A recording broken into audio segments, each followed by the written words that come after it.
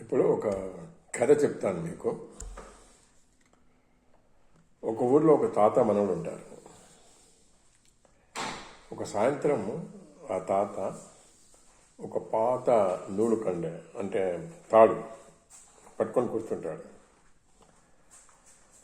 మనవడు ఆ తాతను, తాత అసలు బంధం అంటే ఏంటి, ప్రేమ అంటే ఏంటి, ఎలా ఉంటుంది ఒకసారి చెప్పు తాత అన్నాడట. అప్పుడు తాతయ్య మనవడి చేతికి ఒక దారం ముక్కనిచ్చి దీన్ని తెంపు అన్నాడు.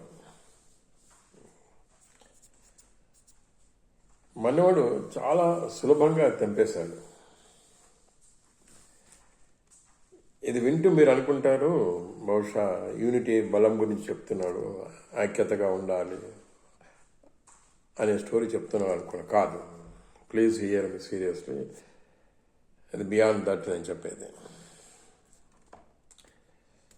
మనవడు చాలా సులభంగా తెంపిన తర్వాత అప్పుడు తాతయ్య ఆ దారానికి ఒక ముడి వేసి మళ్ళీ తెంపమన్నాడు.